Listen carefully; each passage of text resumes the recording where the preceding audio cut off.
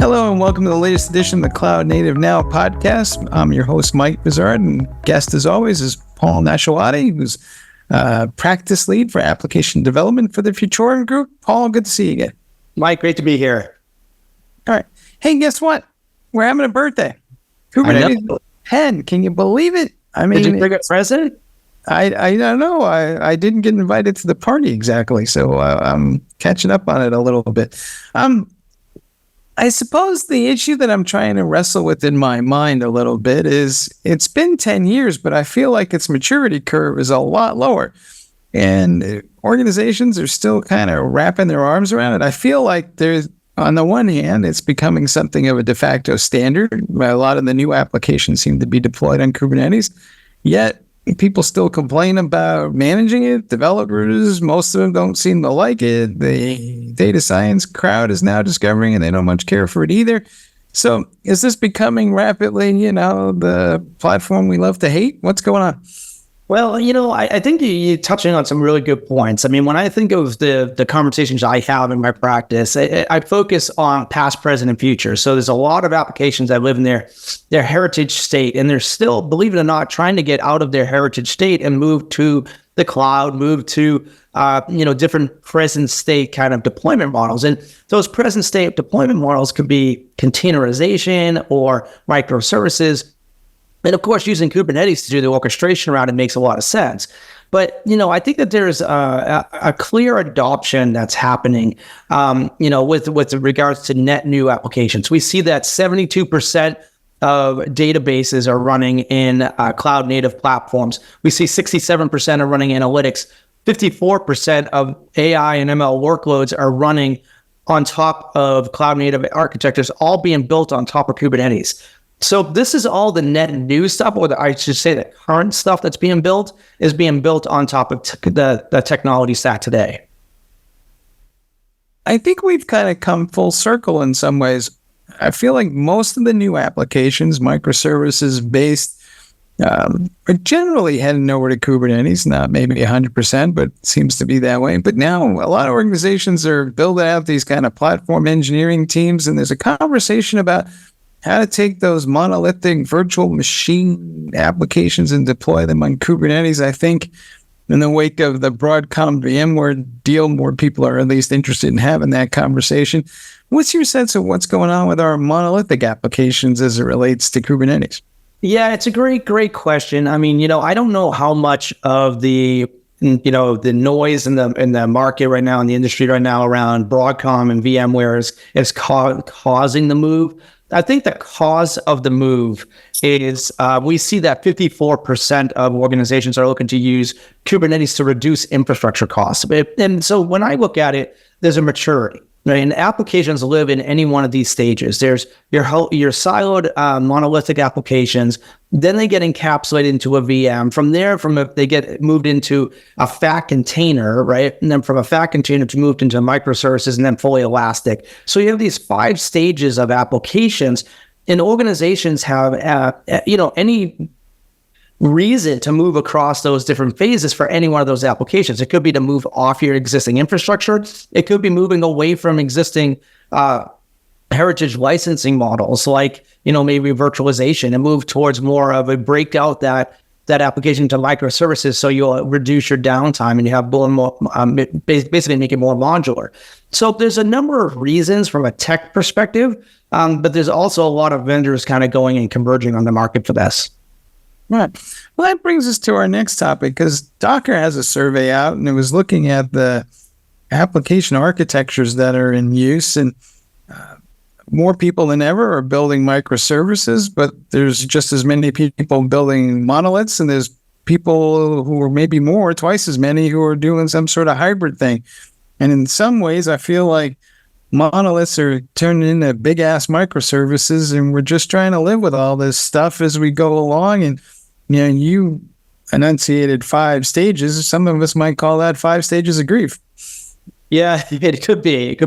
I mean, I think when I was briefed by Docker and, talking to them about some of the research, we were talking about the context of 3/4 or 76% of respondents in the survey are using containers in the SDLC, right? And that's compared to basically 65 or 61% that are using testing and production respectively. So there's like basically a shift of using the new containerization across the SDLC, but where they're using it from the context of Docker is 71% of respondents indicate they're using Docker Compose. We see 57% of organizations using Docker Engine, and 42% using Kubernetes as native. But then there's a blend of Kubernetes with Docker Desktop being 35% of the respondents. So what does all this mean? It means that it means that I'm an analyst and I talk a lot about data. That's what I talk. But no, what it really means about it basically says that, Kubernetes and the modernization of applications is occurring using the tech stack that's appropriate for your environment matters. And when you have these, you call it 5 stages of grief, I call it 5 stages of maturity. I think that there is a blend there, right? I think that some applications will never move away from phase 1 or stage 1, right? Some applications are going to be born in the cloud and be fully elastic right out the chute. But there's going to be a blend in between of applications and organizations, and they have to have the skill set to adopt the different tech stack. So to that point, I think we've talked about this before, but it also seems like even with the containerized applications, there's more of those running outside of Kubernetes than on it. And a lot of it may seem to be just the developers kind of voting with their feet and saying, we love containers and encapsulation, but, I can live without orchestration. So, is that a moment in time, or do you think everybody's going to need orchestration? Well, I think if you're moving to containerization, the sprawl of containers is far faster than the sprawl of just native applications. So if you don't have some type of orchestration platform to manage the sprawl, you'll easily lose control of all of those containers that are being developed in your environment. So that's one kind of perspective. I think that if you're building containers in a test environment and trying to maybe migrate applications or try different test suites and such, that's fine. But when you go into any large-scale production environment, orchestration is key to success. And looking over the horizon, we see these things called WASM runtimes starting to float around. What is the relationship between WASM and containers and Kubernetes going to be as we kind of march down this path? Because some folks are saying, orchestrate WASM runtimes alongside containers using Kubernetes, and other folks are like saying, nope, we're going whole hog in a completely different direction. Yeah, so this is a great conversation. I literally have had many, many discussions, and I've done keynotes around WASM and such, as you may remember and know.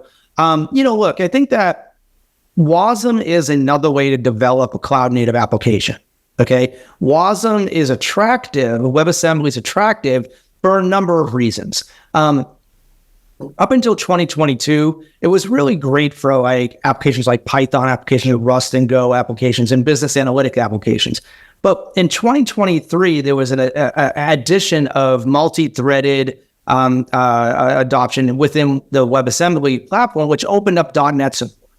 And now that you have .NET support and WebAssembly, it opens up another avenue to develop applications or modernize your heritage applications into a new modernized approach. So what it does is it kind of splits the path of, if you're going to modernize a heritage .NET application, say, and you want to do that in WebAssembly, you don't necessarily need to use containers or microservices to do so. You can use WebAssembly. Another advantage is you don't have to recompile based on the underlying tech architecture. So if you're deploying at the edge and you may be running on Intel, ARM, AMD, whatever may be out there, you don't need to recompile the application. Also, you only need to focus on the 10% of the business logic and not worry about that 90% of the commonality between those applications in WebAssembly. So it's attractive. However, when you build an application in WebAssembly or WASM, you still built an application.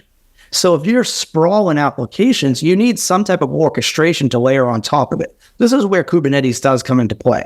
I think that Kubernetes comes into play from the orchestration and management of all those containerized applications as well as WebAssembly applications. That kind of brings us to our next topic, right? So most of what's running around in the enterprise, despite all these programming languages that are out there, especially on the back end, is Java. And Oracle is banging a drum for this Graal VM as kind of the new foundation for running these applications in a cloud-native environment. And there's other tools to make that happen. And it doesn't seem like enterprises are giving up on Java anytime soon.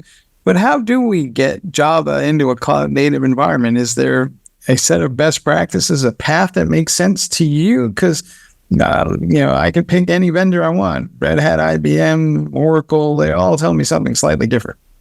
Yeah, I mean, I was briefed on the announcement from Oracle around Graal and the introduction, and how it's going to, leverage the Java developer kit in the cloud native development. And, when you think about it, I mean, this goes back to like when Oracle bought Sun back in 2009. So it goes back quite a ways.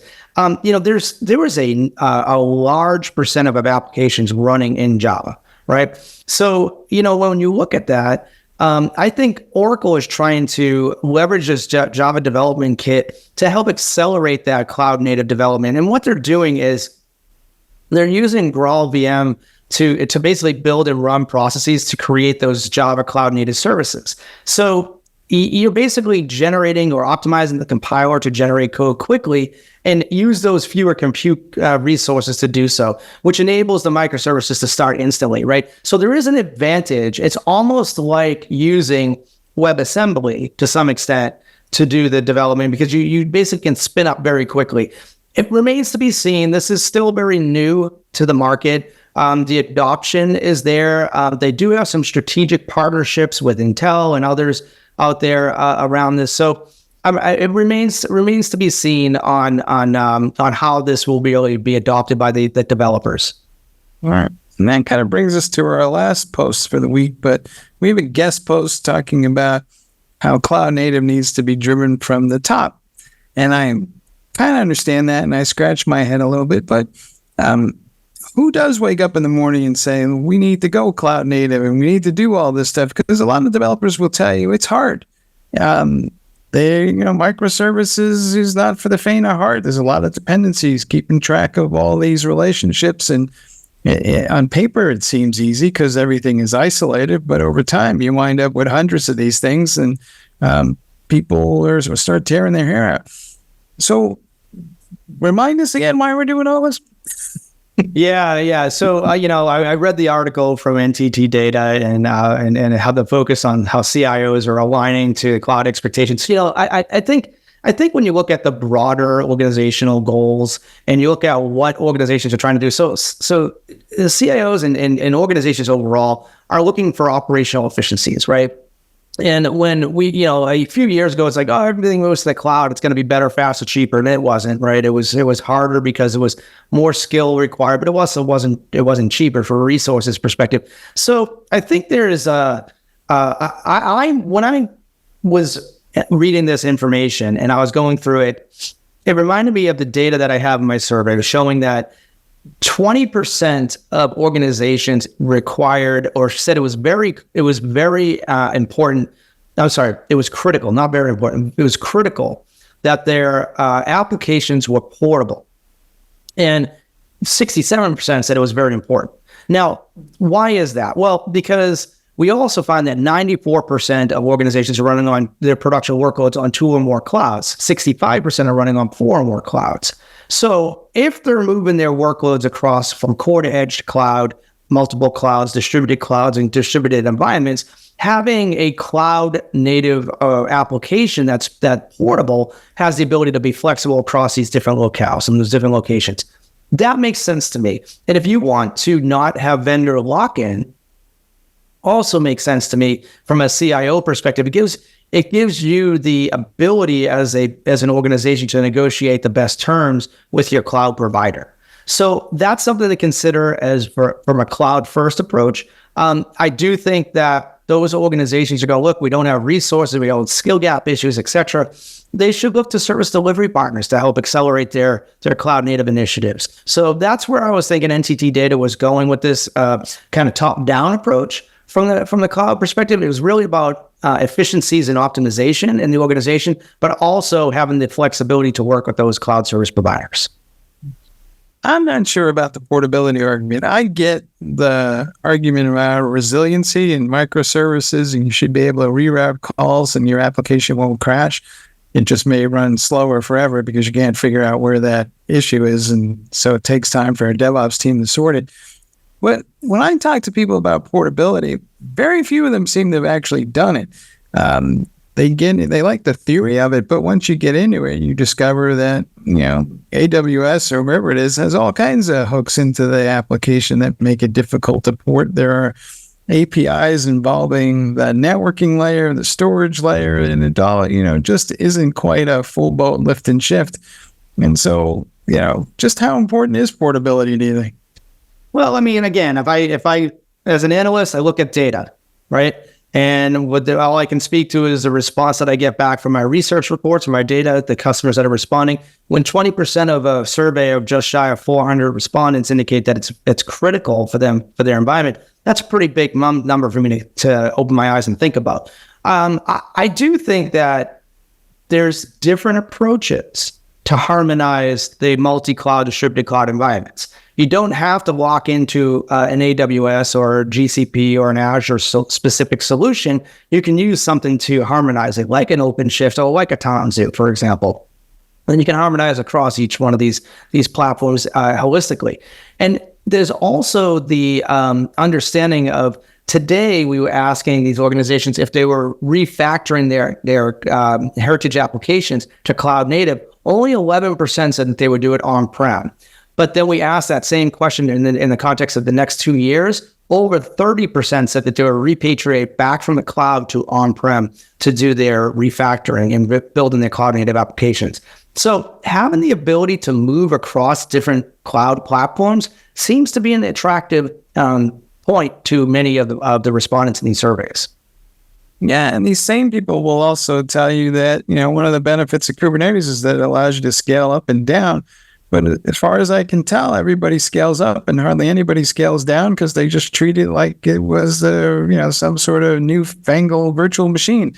So do we all need to take a good hard look at ourselves and just say, what exactly is it we think we're doing? Because there's a disconnect between what I see in the survey results and what I'm encountering in the real world.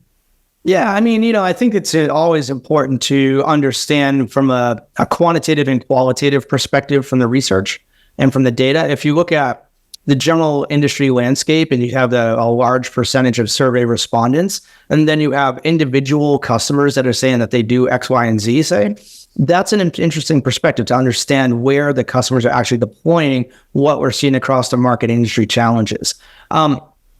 With that said, I think that, when we blend and overlay those two data sets, you can see how those use cases would apply. So I think that there's, the use for your business will change based on your business results and really based on your application results. So you could have individual applications that are doing many different things. So you have to do what's right for your business and how your organization is going to adapt.